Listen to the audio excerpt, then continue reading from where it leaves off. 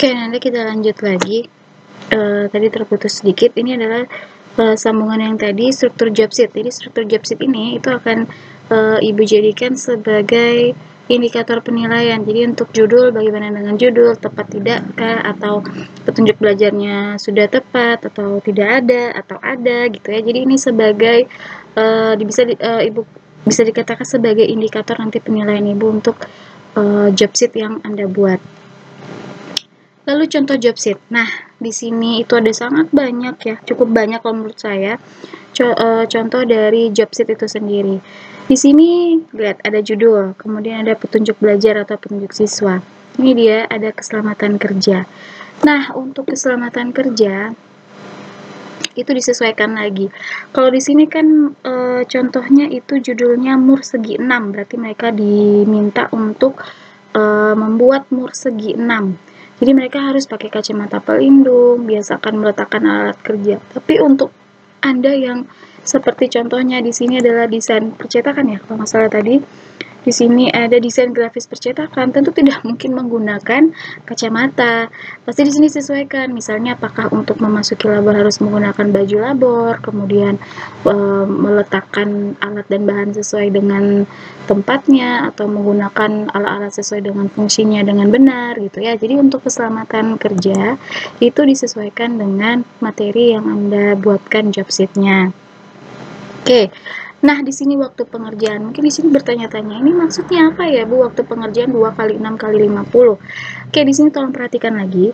Di sini angka 2 ini adalah pertemuannya, banyak pertemuannya. Berarti kalau misalnya di sini kita lihat 2, berarti di sini mereka melakukan 2 kali pertemuan. Ya, berarti ini adalah jumlah pertemuan. Kemudian di sini adalah angka 6, ini adalah jam pelajarannya. Nah, Bu, dari mana jam pelajarannya ini kita ambil? Ini dia, kita bisa lihat lagi silabus. Di sini ada JP, alokasi waktu atau jam pelajaran. Jadi di sini ada 9, ada kemudian ada 6 gitu ya, ada 3 biasanya. Nah, jam pelajaran ini kita lihat di sini 6, berarti dia ada 6 jam, ada 6 JP. Kalau seandainya memang menggambar sketsa dan ilustrasi itu ada 6 JP, kita masukkan 6 JP. Tapi kalau seandainya pada contoh ya, pada KD 4.4 itu 9 ya, berarti di sini harus dimasukkan 9. Nah, ini nanti untuk waktu pengerjaan ini itu disesuaikan dengan kurikulum yang ada di sekolah. Kalau misalnya memang di dalam 1 minggu itu dia punya 2 kali pertemuan, bisa kita gunakan 2 kali pertemuan ini. Tapi ternyata dalam 1 minggu itu kita kan biasa sekolah itu 1 minggu ada yang 2 kali pertemuan, ada yang 3 kali pertemuan. Itu tergantung ya. Jadi angka 2 ini itu tergantung dari kurikulum di sekolah, kemudian tergantung juga dari materinya Anda. Kalau materinya memang panjang, tentu ini bisa 3, 4 gitu ya. Tapi kalau materinya hanya singkat, biasanya 1 kali pertemuan cukup. Oke, 1 dikali 6 JP dikali 50 menit. Nah, 50 menit ini, itu maksudnya adalah 1 jam pelajaran, dia 50 menit. Nah, gitu ya. Jadi ini 2 dikali 6 dikali 50. Ini jumlah pertemuannya, ini jumlah JP-nya. Kemudian ini 1 JP-nya itu adalah 50 menit. Ya. Kemudian kompetensi yang akan dicapai. Nah, kompetensi yang akan dicapai, kita balik lagi ke silabus. Kita lihat lagi, kira-kira indikator pencapaian kompetensinya seperti apa. Misalnya KD 4.4 itu menggambar bentuk dan perspektif. Berarti indikator pencapaiannya kita lihat, di sini ada 4, jangan yang 3. Kalau yang 3 ini untuk yang 3.4. Tapi kita lihat, 4.4.1. Yaitu menggunakan perangkat lunak Adobe Illustrator, pengolah gambar, bentuk, dan perspektif. Berarti kita lihat di sini, kompetensi yang akan dicapainya itu adalah menggunakan kata-kata siswa mampu. Berarti siswa mampu menggunakan perangkat lunak Adobe Illustrator, pengolah gambar, bentuk, dan perspektif. Kemudian yang kedua, siswa mampu menampilkan hasil bentuk dan perspektif.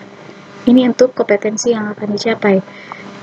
Untuk alat dan bahan, tentu tidak bisa kita samakan. Kalau ini mereka menggunakan mesin bubut, jangka sorong, senter putar.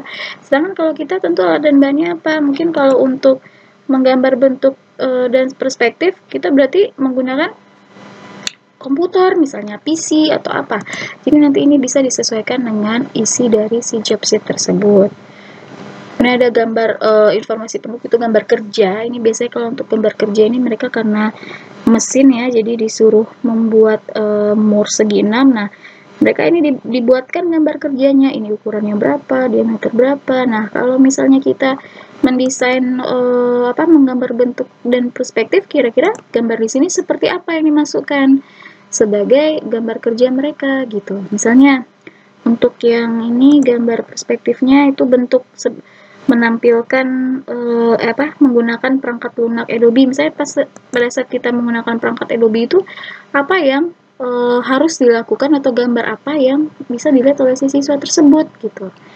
Itu ya. Kemudian langkah kerja. Nah, langkah kerja ini kalau di sini mereka membuatkan WP. Itu sebuah tabel ya, seperti ini kan, catat WP yang dirancang. Nah, kalau kita tentu disesuaikan.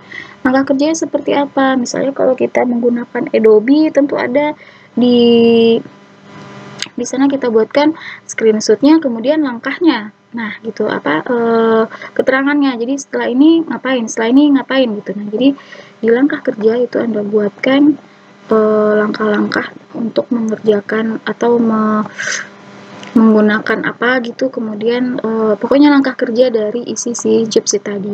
Saya kalau kita ambil 4.4 menggambar bentuk dan perspektif, berarti Anda harus membuatkan langkah-langkah untuk membuat atau menggambar bentuk dan perspektif tersebut. Oke, kemudian penilaian. Ini yang saya katakan tadi bahwa penilaiannya boleh meniru yang ada di sini, yang ada di contoh, tapi dengan syarat itu tentu harus merubah indikator seperti proses, produk, waktu, mungkin itu boleh sama. Tapi kalau untuk seperti bobot itu kita tentukan sendiri.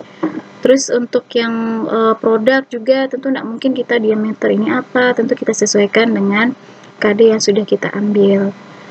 Ini untuk gambar penilaian. Nah, ini ada contoh 1, ada contoh 2. Itu bisa dilihat ya, bisa dijadikan bahan untuk Anda mengerjakan job sheet ini.